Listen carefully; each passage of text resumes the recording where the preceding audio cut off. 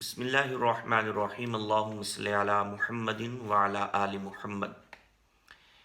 مجھے پچھلے کچھ دنوں سے یہ بات دوبارہ واضح طور پر محسوس ہو رہی ہے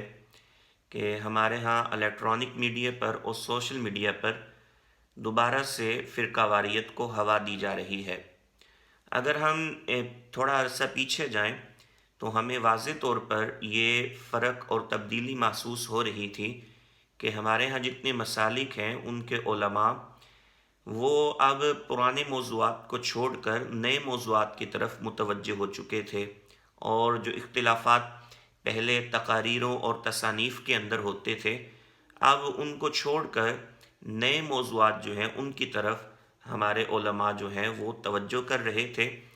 اور فرقہ واریت جو ہے وہ بہت حد تک ختم ہو چکی تھی۔ لیکن ابھی دوبارہ الیکٹرانک میڈیا پر اور سوشل میڈیا پر فرقہ واریت کو پھیلایا جا رہا ہے۔ ہمارے جتنے بھی مسالک ہیں تو ان مسالک کے علماء جو تھے وہ اپنے مسالک کے اندر جو ایک شدت تھی یا جو خرابیاں تھیں ان کے تدارک میں لگ چکے تھے۔ مثال کے طور پر ہمارے ہاں جو اہل سنت و جماعت بریلوی مکتبہ فکر کے علماء ہیں وہ اپنے محافل کے اندر اور اپنے نعت خوانوں کے اندر، اپنے خطباء کے اندر، اور جو مزارات پر اس وقت جو غلط چیزیں ہو رہی تھیں تو ان کو سدھارنے میں لگ چکے تھے، اور اسی طرح دوسرے جو مکتبہ فکر دیوبند کے لوگ تھے ان کے اندر بھی جو شدت تھی اس میں کمی آ چکی تھی، اور محفل میلاد کے حوالے سے یا دیگر جو چیزیں تھیں ان میں واضح طور پر فرق محسوس ہو رہا تھا۔ اہل حدیث حضرات بھی تھے، ان کے جو جید علماء کرام تھے وہ بھی ائمہ اہل سنت اور فقہاء بالخصوص امام اعظم ابو حنیفہ کے حوالے سے ان کے جو بیانات تھے ان میں واضح طور پر ہمیں ایک تبدیلی نظر آ رہی تھی۔ تو مجموعی طور پر جتنے ہمارے مسالک تھے اگر ہم ان کو دیکھتے ہیں تو وہ اختلافی موضوعات کو چھوڑ کر اب دوسرے موضوعات کی طرف متوجہ ہو چکے تھے اور لوگوں کی اصلاح کی کوشش کر رہے تھے۔ ہماری تنظیمات بھی جو ہیں جس طرح دعوت اسلامی ہے یا الخدمت فاؤنڈیشن وغیرہ یا اس طرح کی جتنی بھی ہیں وہ بھی فلاح انسانیت کے کاموں میں مگن تھیں۔ تو وہ جو ایک فرقہ واریت کا کنسیپٹ تھا یا جو لوگ کہتے تھے کہ علماء حضرات فرقہ واریت کو فروغ دے رہے ہیں وہ بھی بہت حد تک نیچے آ چکا تھا۔ یعنی مجموعی طور پر حالات جو ہیں وہ بہت بہتری کی طرف جا رہے تھے، اور جو پرانے موضوعات تھے وہ کتابوں کی حد تک رہ چکے تھے، یا وہ اب تقاریروں کے اندر ایک اگر دیکھا جائے تو بہت ان کا جو ایک ریشو ہے وہ کم ہو چکا تھا، اور جو علماء ہیں وہ نئے موضوعات جس طرح الحاد ہے، سیکولرزم یا فیمنزم یا اسی طرح ایتھز وغیرہ یا لا مذہبی جو قوتیں ہیں تو ان کے حوالے سے اب علماء جو تھے وہ اپنے موضوعات کو لے کر جا رہے تھے، ان کے حوالے سے مطالعہ کر رہے تھے، اور ہمیں ایک واضح طور پر فرق محسوس ہو رہا تھا کہ اب وہ فرقہ واریت کی جو فضا ہے وہ بہت حد تک کم ہو چکی ہے۔ لیکن پھر دوبارہ سے الیکٹرانک میڈیا نے مطلب مختلف مسالک کے علماء کو بٹھا کر تو ان کو آپس میں لڑوانا شروع کر دیا۔ اب ظاہری بات ہے کہ جہاں پر چار مسلک کے علماء ہیں ہر ایک کا مزاج ایک طرح کا نہیں ہے، کوئی گرم مزاج کا ہے، کوئی ٹھنڈے مزاج کا ہے، کوئی اونچی آواز سے گفتگو کرتا ہے، کوئی دھیمے لہجے والا ہے، لیکن وہ جو اینکر بٹھائے ہوتے ہیں وہ بھی مطلب یہ چورن بیچتے ہیں کہ جی میں یہ مسئلہ سمجھنا چاہتا ہوں، میں اس چیز کو سمجھنا چاہتا ہوں،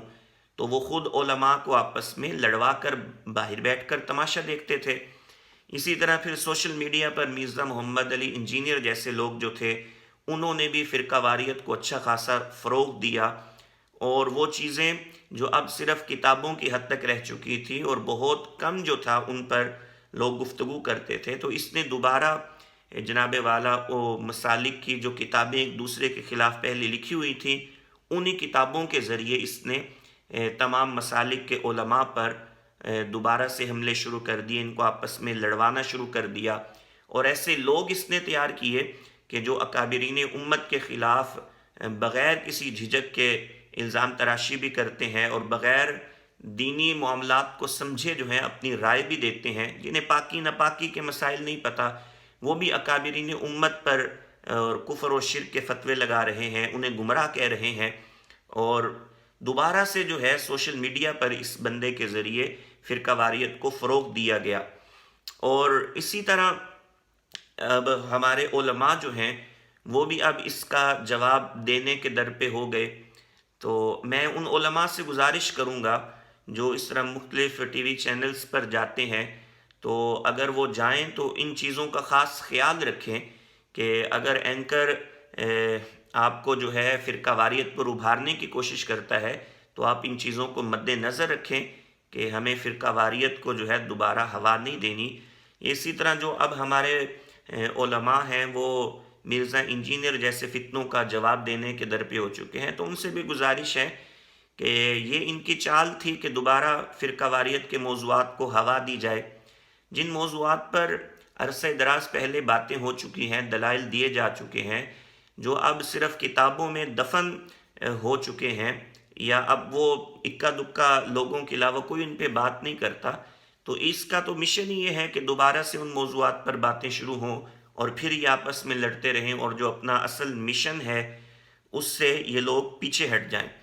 تو میں اپنے علماء سے گزارش کروں گا کہ ایک آدھ بندہ ٹھیک ہے وہ ان چیزوں کا جواب دے اور اس پر اعتراضات کرے، باقی تمام لوگ جو ہیں وہ اپنی صلاحیتیں اس کو جواب دینے میں خرچ نہ کریں، بلکہ دوبارہ سے اپنے ان ضروری موضوعات کی طرف پلٹ آئیں، ان ضروری چیزوں کی طرف پلٹ آئیں، اپنے موضوعات اور اپنے مطالعہ جات کو جو ہے وہ تازہ کریں، اور جو اس وقت اسلام کو درپیش مسائل ہیں، جو چیلنجز ہیں، ان پر کام کریں اور ان پر اپنی صلاحیتیں جو ہیں وہ صرف کریں۔ تو یہ جو اس وقت دوبارہ اس رمضان المبارک میں فرقہ واریت کو ہوا دینے کی کوششیں کی جا رہی ہیں الیکٹرانک میڈیا پر اور سوشل میڈیا پر، ان چیزوں کو آپ سمجھیں اور پھر ان کا حل تلاش کریں، اور خود جو ہے ان چیزوں میں اپنے آپ کو ملوث ہونے سے بچائیں۔ اللہ تبارک و تعالی عمل کی توفیق عطا فرمائے۔